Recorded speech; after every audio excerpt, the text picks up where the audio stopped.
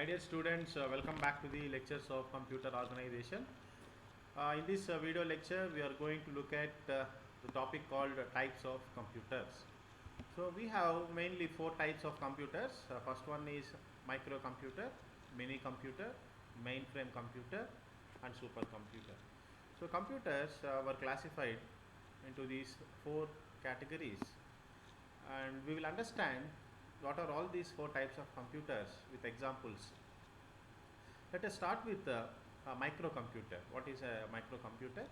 And we'll understand these types of computers with real-time examples, what we usually see in our daily life, so that we'll clearly understand these types of computers in detail. We'll see about microcomputer first. Microcomputer is nothing but our desktop PC, which is used at our homes. So desktop PCs are nothing but our microcomputers. They usually sits on desks, desk in the sense benches. So for clearly understanding, I am telling you that the desks can be called as benches. The why it is called as desktop in the desktop means the computers usually sits on the desks. That is why the computers are called as desktops. So it is a rarely moved computers, and they are large and bulky. When we see the size of microcomputers, somewhat large and bulky. Why? Because we have a CPU, monitor, and suppose if we want to connect UPS also. So there are many components for that. That's why they usually looks large and bulky. And we'll also understand what is the memory capacity and graphic capacity for the microcomputer. See, this memory capacity, graphic capacity, they usually vary from one computer to another computer. Why? Because for home applications, small configuration of memory capacity and a small configuration of graphic capacity is enough. For large business applications, it is required more amount of capacity, memory capacity, as well as graphics capacity. So this memory capacity and graphics capacity will usually vary from one computer to another computer. So this is about microcomputer. So please remember, microcomputers are nothing but our desktop computers. So they are called as desktop computers because they usually sits on the desks. They are rarely moved computers, large and bulky computers. So this is about microcomputer, and we will also understand few more points regarding this microcomputer. And not only desktop computers, the portable PCs are also called as microcomputers.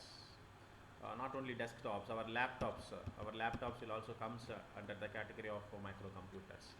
So what we conclude here, what we can conclude is our desktops, laptops, and small notebooks, everything will comes under microcomputers.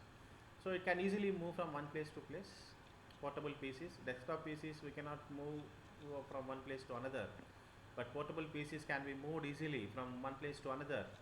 Weight may varies. Previously we discussed about desktop computers, right?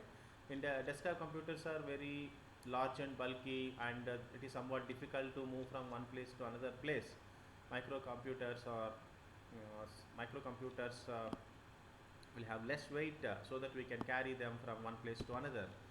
So small PCs are popularly known as laptops. So whatever the portable PCs we are discussing here, they are called as laptops. Most of the students, scientists, everything, reporters, they will use microcomputers. Why? Because they can move easily from one place to another. So both desktops and laptops comes under the category of microcomputers, and we will see what are all the other remaining things which comes under the categories of microcomputers. First we will see desktop computer. See, this desktop computer will comes under the category of microcomputer, and laptops will also comes under the category of microcomputer. Notebooks in the sense it looks like a laptop, but they will be in smaller in size. Sub notebooks, small size notebooks, they are called as microcomputers. All these are the sub notebooks, and this is called palm top. So very small devices they are. Looks like laptop, but smaller in size. They are all called as microcomputers. So this is the picture which clearly shows about all the categories of microcomputers: desktops, laptops, notebooks, sub notebooks, and palm tops. So this is about microcomputer, and we'll understand what are all the advantages with the microcomputer we have. So as smaller in size, cost is low when compared to the other categories of computers. Portability, we can move from one place to another place. Low computing power. Generally, we use these computers for our personal applications. That's why they will be having only a small configuration. That's why they will have low computing power. But the computing power is enough for home applications and small business applications. And we will see the only drawback is low processing speed. So we cannot apply these computers for the large business applications. For small business applications, it is okay, and for home personal applications, it is okay. Then we cannot use these microcomputers for large business applications. That is what we understood regarding microcomputer. With the help of microcomputer, we can go for word processing. Simply, we can go for word processing. Word processing in the sense Microsoft Word documents will be having, right. We can type something. We can take print of something. So like that, word processing is nothing but using Word documents. Home entertainment, like small games. Otherwise, we can go for browsing, and we can use internet we can use banking applications at home. That is called home banking. We can go for printing the documents, surfing the internet. All these are the applications of microcomputer. So these are the uses of microcomputer. We can say these are the applications of microcomputer. So we will now understood.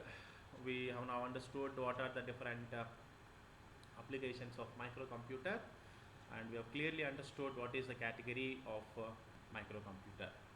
So one thing I would like to make you clear that desktops and laptops comes under the category of microcomputers, and these microcomputers will be using at the home purposes for small home applications, and also small business applications.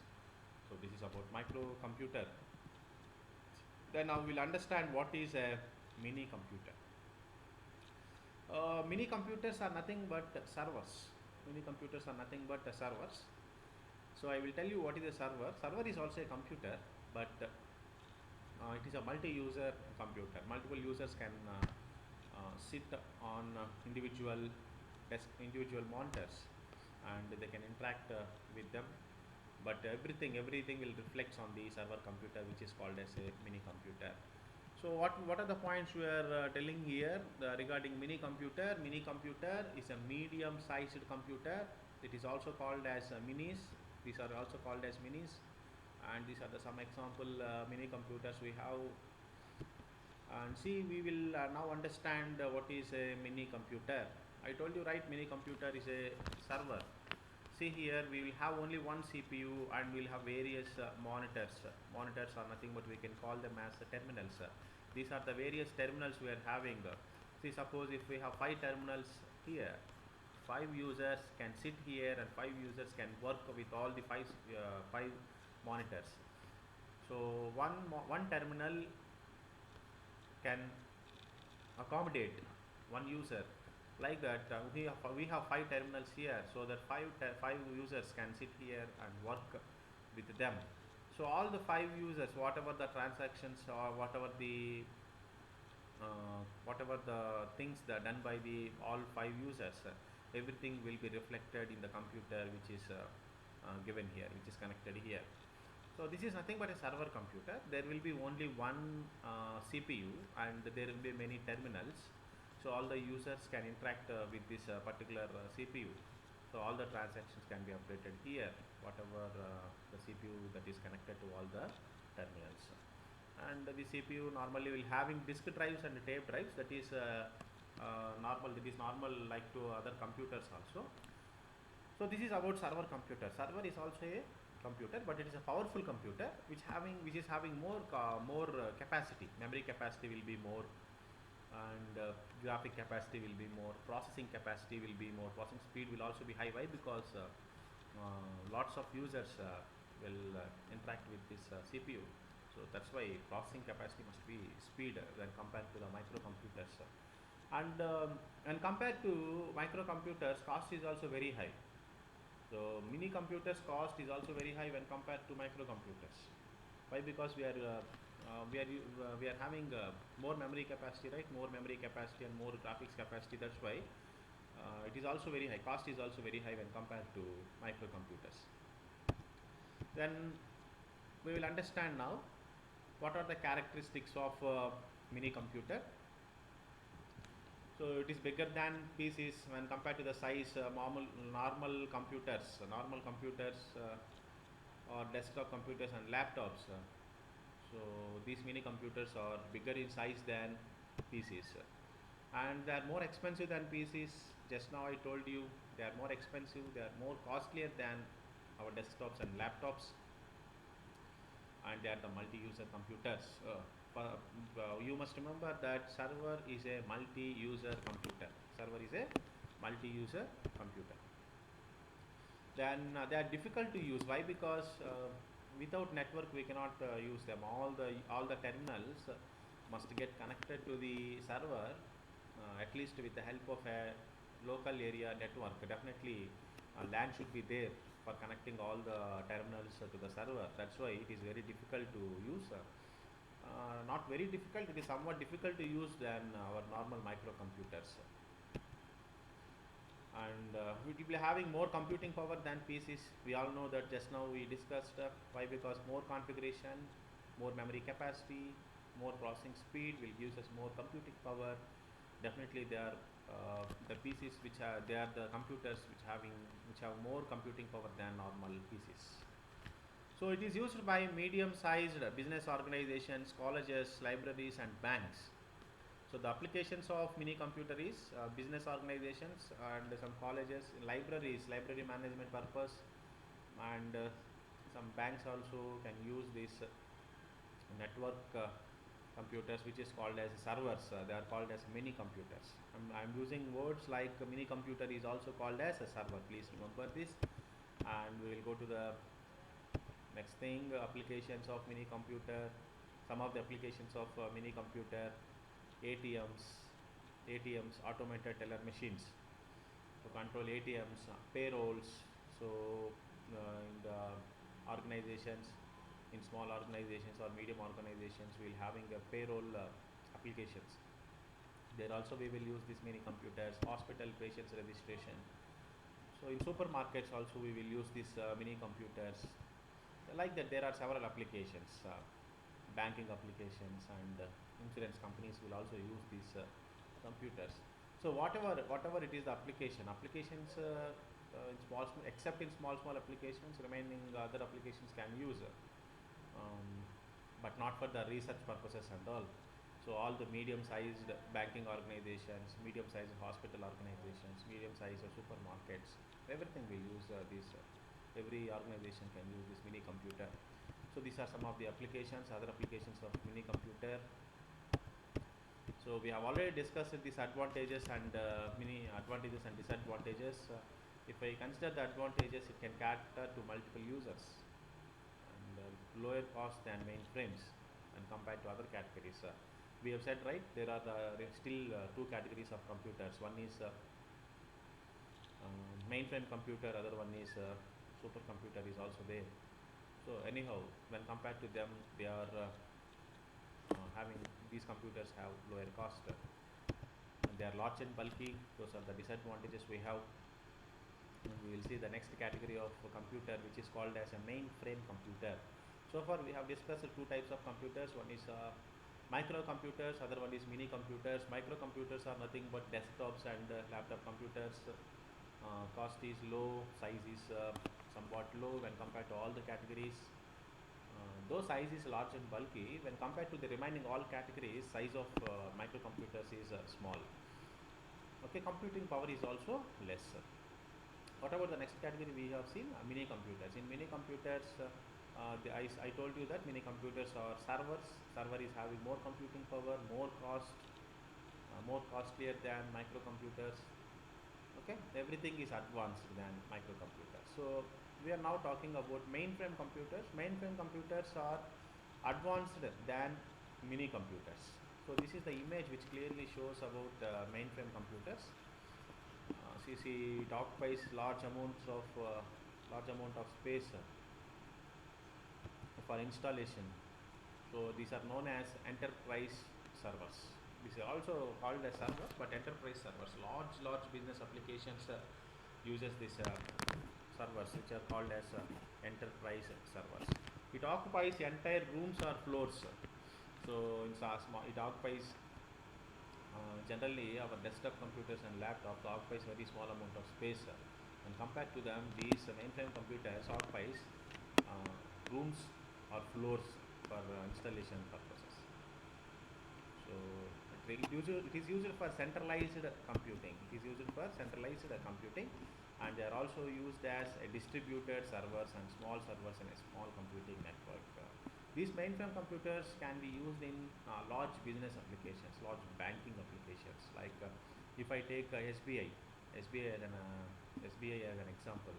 If I take SBI Bank as an example, the main branch will be at Mumbai. Consider the main branch is at Mumbai, and Mumbai will be having a main branch, and it is also having some other branches at various locations. So every transaction that took place in all the branches must get updated in the server, right? Must get updated in the server. So there we are using the concept of distributed servers.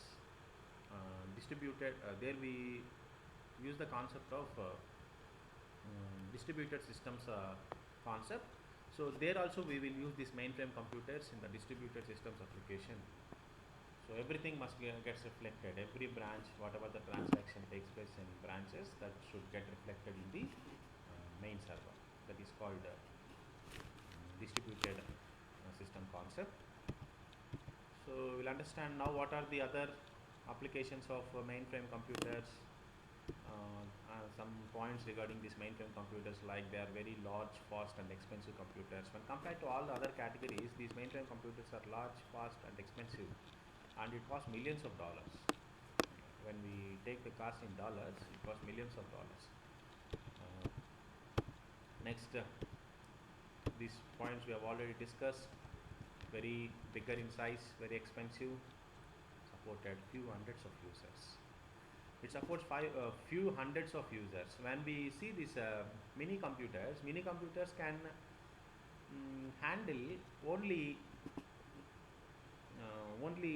10 to 15 users, or some below 100 users. So if it is more than 100 users, it can be handled by only a mainframe computer. So mini computer cannot handle hundreds of users. So less than 100 mini computer can handle, but mainframe computers can handle hundreds of users simultaneously.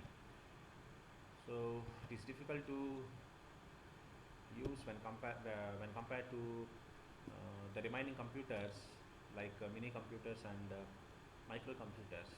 These mainframe computers are somewhat difficult to use. As I told you, these are using in big business organizations. It is having more computing power. So this is about mainframe computers and some applications. Other applications of mainframe computers are weather forecasting, airline reservations, big universities with thousands of enrollment.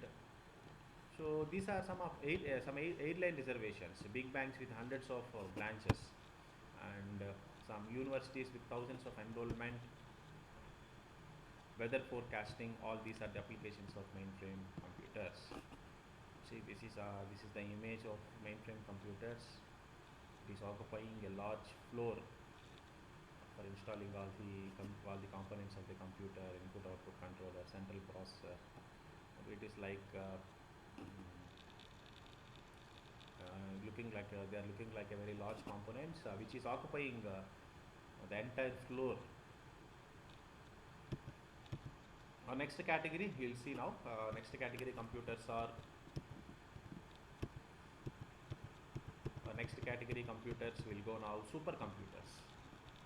See, supercomputers, they are fastest and expensive computers. When compared to all categories, mini computers, mainframe computers and microcomputers. So first category is micro, after that it is mini, after that it is mainframe.